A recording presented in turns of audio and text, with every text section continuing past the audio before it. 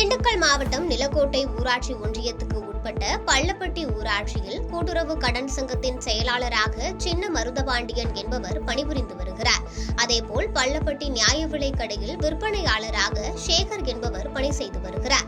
திமுகவை சேர்ந்த இவர் கூட்டுறவு கடன் சங்கத்திற்கு டிசம்பர் 30ஆம் தேதி சென்று செயலாளர் சின்ன மருது பாண்டியனிடம் தனது குழந்தைகளின் படிப்பு செலவுக்காக கடன் தேவை என்று கூறியுள்ளார். அதற்கு செயலாளர் உரிய ஆவணங்கள் வழங்கினால் கடன் வழங்குவதற்கு தயார் என்று கூறியுள்ளார். இதில் கோபமடைந்த சேகர், நான் நியாய விலை கடையில் தானே வேலை செய்கிறேன், எனக்கு ஆவணங்கள் இல்லாமல் கடன் வழங்குங்கள் என்று கேட்டுள்ளார். இதில் இருவருக்கும் இடையே வாய் தகராறு ஏற்பட்டுள்ளது.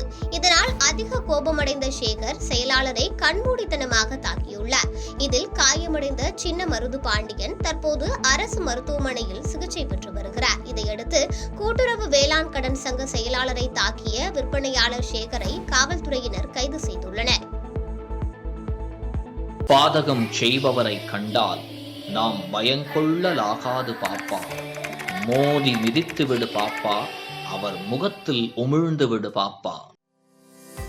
அண்மை செய்திகளை உடனுக்குடன் தெரிந்து கொள்ள இணைந்திருங்கள் இயம்நாடு தொலைக்காட்சியுடன்.